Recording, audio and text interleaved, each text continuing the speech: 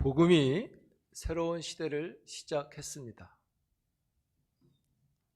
그리고 그 복음은 예수 그리스도이시고요. 예수님이 새로운 구원의 시대를 시작했다고 지난주에 말씀드렸죠. 그 시작된 복음에 함께하는 사람이 있었는데요. 세례 요한입니다. 세례 요한은 예수님보다 6개월 먼저 태어났습니다. 같은 또래입니다. 세례 요한은 요단강에서 세례를 베푸는 제사장 가문의 사람입니다. 예수님도 세례 요한에게 세례를 받으셨죠. 요한은 제사장 집안의 사람인데 성전에서가 아니라 요단강에서 세례를 통해 죄를 회개시키는 아주 독특한 사람이었습니다. 그래서 그를 세례 요한이라고 부르는 겁니다. 세례 요한이 태어날 때 이런 일이 있었어요. 성경에 보면 그가 태어날 때 그의 아버지가 사가랴라고 하는 이름을 붙이려고 합니다. 아버지의 이름이 사가랴인데요. 그 이름을 따라서 아들에게도 이름을 붙이려고 했어요. 근데 이제 요한의 어머니가 엘리사벳이잖아요. 이 엘리사벳은 마리아, 예수님의 어머니 마리아하고 친척지간입니다. 그러니까 세례 요한하고 예수님은 친족 관계에 있는 거죠. 그 어머니가 사가랴를 하면 안 된다고 하는 거예요. 근데 말을 못 합니다. 이상하게도. 그래서 뭐라고 꿍얼꿍얼 하니까 뭐냐 자꾸 물으니까 공책을 줘라, 서판을 달라 그랬는데 그 서판에 얘 이름은 요한이다 이렇게 씁니다. 요한은 여호와가 주셨다 이런 뜻이에요. 뭐 이름을 그렇게 지을 수 있죠, 얼마든지. 근데 놀라운 일은 요한을 출생한 그 엘리사벳 어머니가 말을 못하는 겁니다. 그러니까 요한이라고 말로 하면 되는데 이 말이 안 나오는 거예요. 그래서 글씨로 쓴 겁니다. 그런데 글씨를 쓰고 요한이라고 하니까 그 입이 풀리기 시작해. 그러니까 아기가 태어날 때 이런 일들이 있으면 소문이 나잖아요. 그래서 사람들이 이렇게 이야기합니다. 장차 이 아이가 어떻게 될까? 그를 주목했다고 성경은 이야기해요. 그래서 누가복음 1장에 보면 이런 예언을 합니다. 이 아이의 요한을 향해서 구속을, 그러니까 속량을 위하여 다윗의 집에 구원의 뿔이 나타나는데 이 아이가 그 길을 준비한다 이렇게 예언합니다. 이 아이는 그걸 해야 된다라고 예언을 하는 거예요. 그리고 성경에 보면 그 길을 준비한다 그러고 여호와가 그와 함께 하셨다 이렇게 말해요. 태어날 때부터 주목을 받았고 어렸을 때부터 아주 중요한 사명이라 그럴까요? 뜻을 가지고 그가 자라게 되는 거죠. 유대인들은 전통적으로 성경을 공부하지 않습니까? 대부분 이 교육을 통해서 그들이 배우는 것 중에 하나는 이 땅에 그리스도가 오시기 전에 엘리야가 먼저 와서 그의 길을 준비하게 된다는 것을 그들은 배웁니다.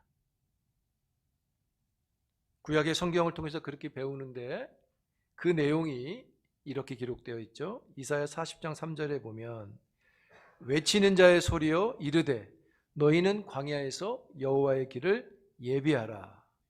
사막에서 우리 하나님의 대로를 평탄하게 하라. 말라기 4장 5절입니다. 보라 여호와의 크고 두려운 날이 이르기 전에 내가 선지자 엘리야를 너에게 보내리니.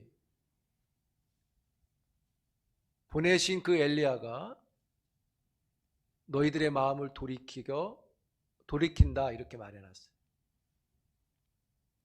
여기서 엘리야와 그리고 또 외치는 자가 누구냐? 세례 요한을 가리키는 것입니다. 그 요한의 광야는 어땠을까?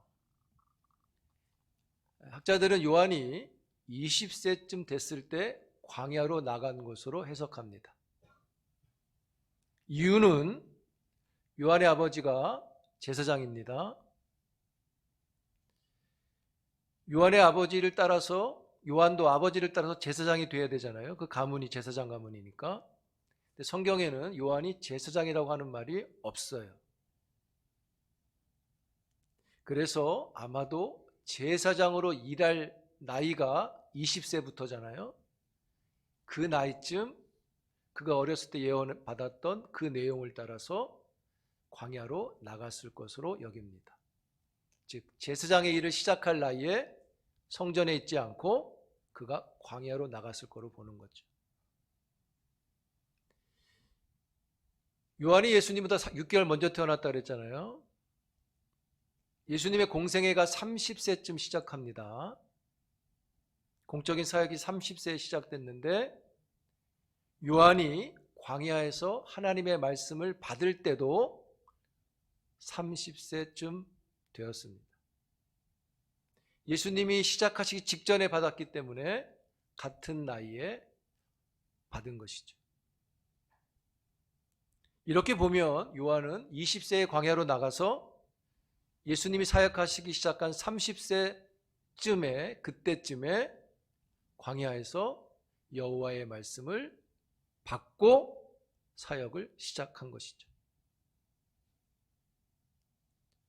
아마도 한 10년 정도는 광야의 삶을 산 겁니다. 요한은 낙타토로스를 입고 메뚜기와 석청을 먹었다 그랬죠. 이스라엘 사람들은 보통 보리떡과 물고기를 먹었잖아요. 근데 요한은 그걸 먹지 않은 겁니다. 여러분, 엘리야는 구약시대에 까마귀가 가져다 주는 걸로 연명했죠. 그리고 외쳤습니다. 백성들에게. 세례 요한은 메뚜기로 연명하며 외친 거죠. 비슷합니다, 둘이. 근데 까마귀 입으로 물어온 음식 얼마나 되겠습니까? 까마귀 입이 하마 입만한 것도 아니고. 그렇고 그런 거고요. 메뚜기로 끼니를 때워도 그게 그렇고 그렇죠. 어떤 분은 건강식품 석청을 먹었다 그러는데 석청은 흔하게 구할 수 있는 게 아닙니다. 바위와 바위 사이에 높은 곳에 많이 있죠. 구하기 힘든 거예요. 우리도 구하기 힘든 겁니다. 즉 그렇게 보면 석청도 배불리 먹는 음식은 아니었던 거죠. 그리고 결정적으로 광야는 집이 아니잖아요. 집. 침대도 없고 냉장고도 없고요. 오직 그 광야에서는 외치는 소리만 있는 겁니다. 여러분, 이게 복음인 것입니다. 그런데요, 우리 요즘은 자꾸 복음을 화려하게 외치죠. 그리고 화려한 조명으로 환영받는 복음을 즐기려고 하죠. 오늘 본문으로 보면 복음은 메뚜기인 겁니다. 복음이 황금은 아닌 겁니다. 복음은 광야에서의 순종인 거죠. 복음이 세속적인 자랑과 교만이 되어서는 안 되겠죠. 여러분, 복음은 구원입니다. 복음이 잘 되는 나를 만들지 않는 거죠. 복음은 요술램프가 아닌 거잖아요. 복음은 광야이고 메뚜기인 겁니다. 이 의미의 뜻을 여러분들이 이 진리를 충만하게 이해할 수 있기를 바랍니다. 말씀드렸듯이 복음은 예수 그리스도이시죠. 그런 까닭에 예수 그리스도가 우리에게 있기를 우리는 열심히 성령을 구해야 하는 것이죠. 여러분들이 복음을 사랑하는 사람들이 되기를 축복합니다. 우리가 화려함을 벗어야 할 것입니다. 여러분, 요한은 왜 이렇게 했을까요? 이유는 딱 하나고 단순합니다. 이렇게 요한이 한 이유가 뭐냐? 물로 세례를 자기는 물로 세례를 주지만 성령으로 세례를 주시는 분을 기다려야 했기 때문에 여유를 부리면서 할 수 없었다는 거죠. 맛있는 외식도 먹으러 못 가고 휴가도 안 됐습니다. 왜요? 주가 언제 올지 모르니까 그냥 기다려야 되는 거죠. 긴급 출동인 거예요, 상황이.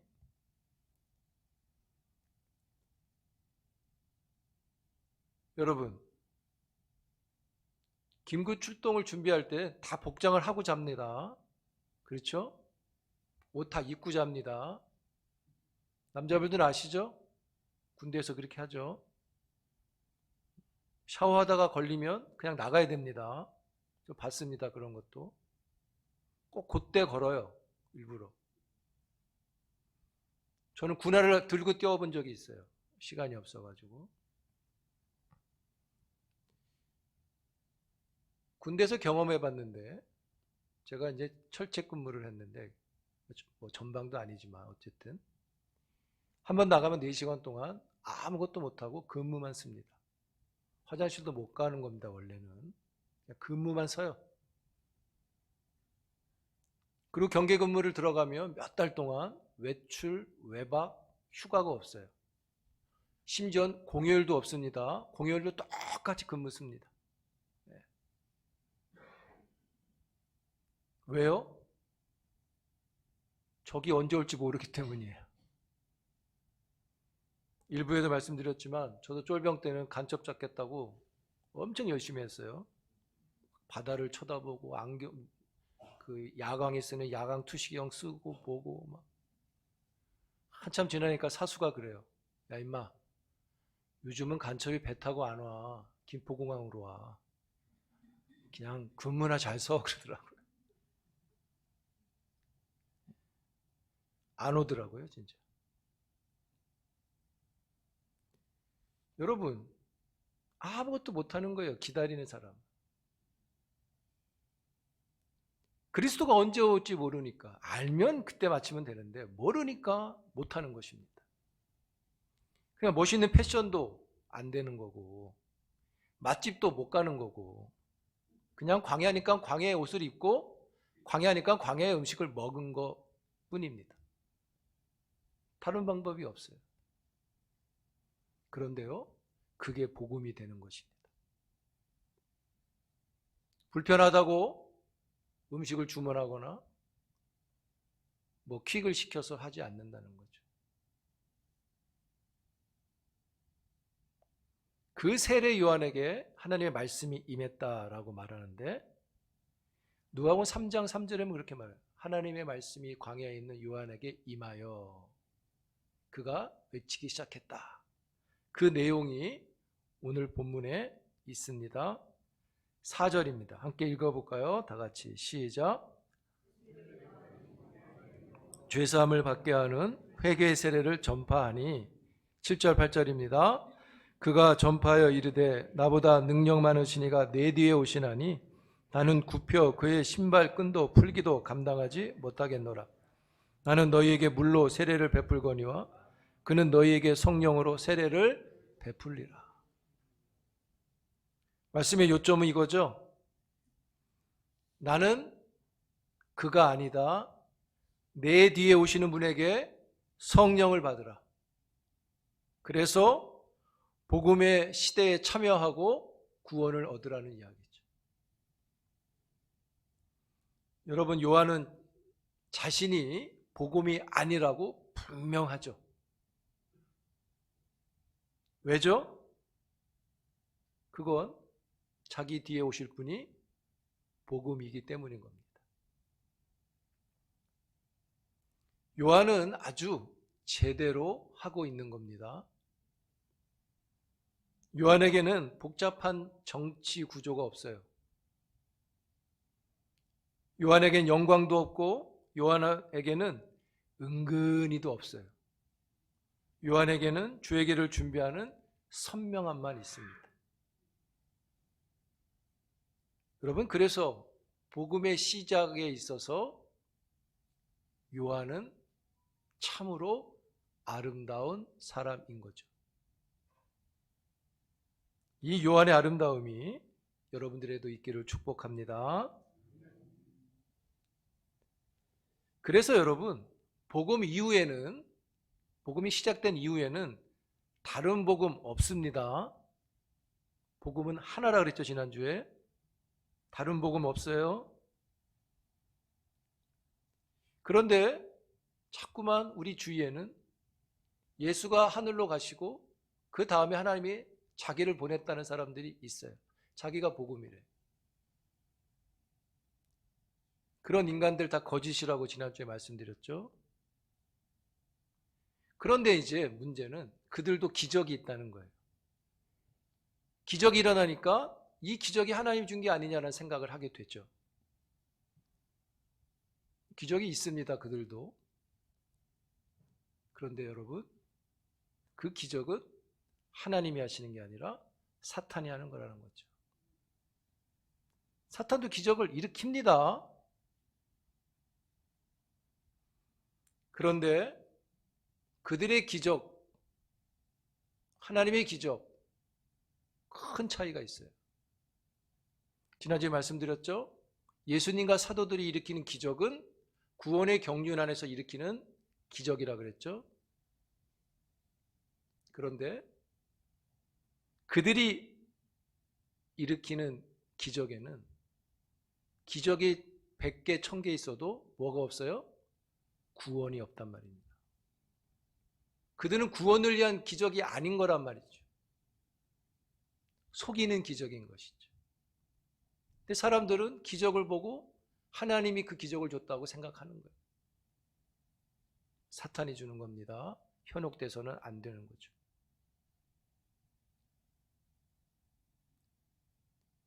사랑하는 성도 여러분, 그는 우리들에게도 기적이 있다 그랬죠?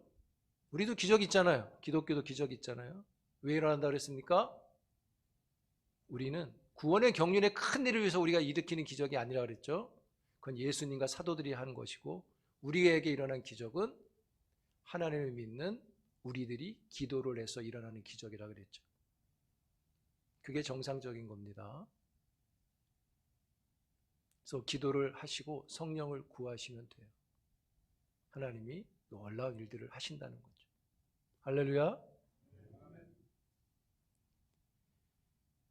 요한은 주연과 조연을 아주 정확하게 하고 있다는 거예요. 이 땅의 복음은 독생자 예수 그리스도밖에 없는 것이죠.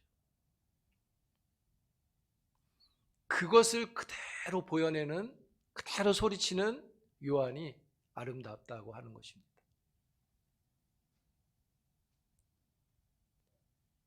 성경은요, 이 예수님이 세례를 받을 때 하늘에서 성령이 임했다고 말했죠. 10절 한번 읽어볼까요? 본문 시작. 곧 물에서 올라오실새 성령이 비둘기같이 자기에게 내려오심을 보시더니, 마가는 예수님이 이 사실을, 즉 성령이 임하는 것을 보았다 이렇게 말합니다. 예수님이 봤다. 공간복음인 마태복음 3장 16절에 보면 이렇게 기록했어요. 예수께서 세례를 받으시고 물에서 올라오실새 하늘이 열리고 하나님의 성령이 비둘기같이 내려 자기 위에 임하시는 것을 보시더니, 마태도 예수님이 자신에게 성령이 임하는 것을 직접 보았다고 말합니다. 요한도 이 부분을 기록하는데 한번 찾아보겠습니다. 요한복음 1장 신약성경 요한복음 1장 33절입니다. 같이 있습니다. 요한복음 1장 33절 시작. 나도 그를 알지 못하였으나 나를 보내어 물로 세례를 베풀라 나에게 말씀하시되 성령이 내려서 누구 위에든지 머무는 것을 보거든 그가 곧 성령으로 세례를 베푸는 이인 줄 알라 하셨기에. 사도 요한이 하는 말인데 여기에 보면 세례를 준 세례 요한이 성령이 임하는 것을 본 것으로 기록하죠. 예수님만 본 게 아니라 요한도 성령이 임하는 것을 봤다 이렇게 말합니다. 여러분, 성경은 왜 성령이 임한 것을 봤다고 강조할까요? 그것은 성령이 임한 것은요, 꾸며냈거나 환상에서 본 게 아니라는 것입니다. 무슨 말이에요? 복음의 시작은 성령과 함께 시작되었다는 것입니다. 할렐루야. 예수님 혼자 세례 요한의 도움을 받아서 시작한 게 아니라 성령이 함께 하셨다는 거예요. 여러분, 복음의 시작에 성령님이 함께 하셨습니다. 그 복음은 보이는 복음이고 만져지는 복음이라 그랬죠. 성령이 보이는 것으로 나타난 것이죠. 임하는 걸 봤다 기록하죠. 그냥 그랬을 거야를 쓴 게 아닙니다. 실제적으로 나타났다는 것이죠. 복음의 시작은 그냥 역사적으로 그때쯤이야가 아니라 시작이 나타난 것을 다 볼 수 있다는 것이죠. 그런데 더 놀라운 것은요, 이 복음의 시작에 성령만 계신 게 아니라 하나님도 함께 하셨다는 거죠. 11절 보세요. 너는 내 사랑하는 아들이라 내가 너를 기뻐하노라. 새로운 시작에, 복음의 시작에 예수님이 계시고 성령이 임하시고 하나님이 받으시고 계시죠. 여러분, 복음은 혼자가 아닌 겁니다.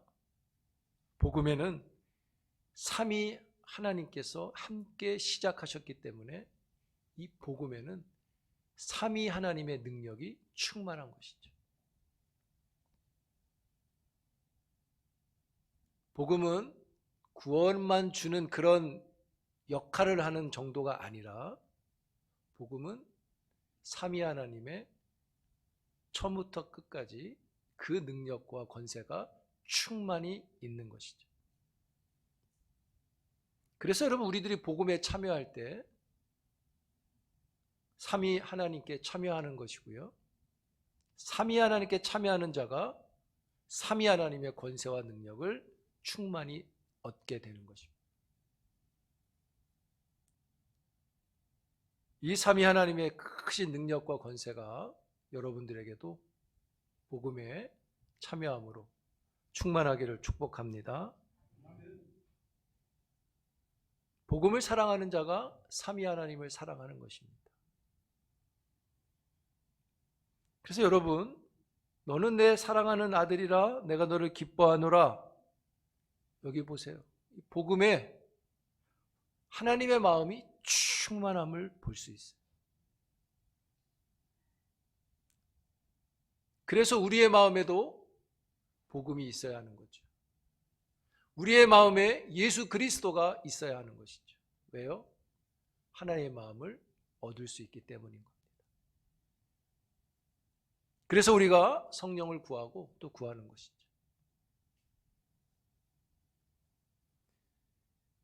여러분, 이 복음의 시작에 참여하는 세례 요한은요, 큰 소리로 외쳤잖아요.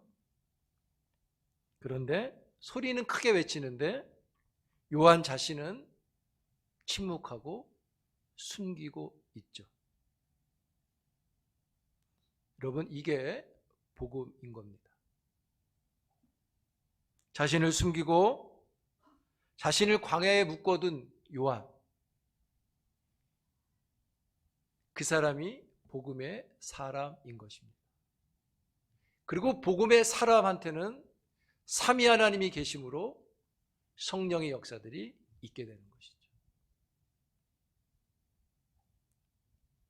이 큰 은혜가 올 한 해 우리 모두에게 충만하고 또 경험되기를 축복합니다. 복음의 하나님이 함께 하시고요. 그 복음의 성령이 함께 하시고요. 그리고 복음의 세례 요한이 함께 했습니다. 이제 여러분들이 복음과 함께 하셔야 합니다. 빈약한 복음으로 복음의 사람이 되는 게 아니라 충만한 복음의 사람이 되어야 되는 것이죠. 예수 그리스도가 여러분 안에 있도록 하는 것입니다.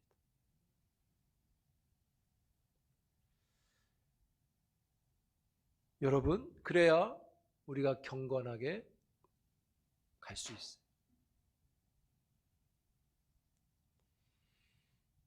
목사가 세속적이다 보니까 세속적인 복음을 전하게 되고, 그 세속적인 복음을 들은 장로가 세속적이 되고, 권사가 세속적이 되고, 집사가 세속적이 되고, 교회가 세속적이 되어서 빈약한 복음으로 가게 된다는 거죠. 사랑하는 성도 여러분, 복음은 우리의 모든 걸 변화시킨다 그랬죠. 믿습니까? 그러므로 그 복음이 우리의 삶의 이야기 안에 있어야 되고,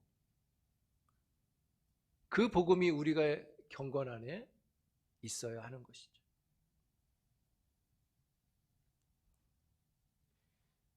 여러분, 만약에 여러분들이 광야에 있어야 한다면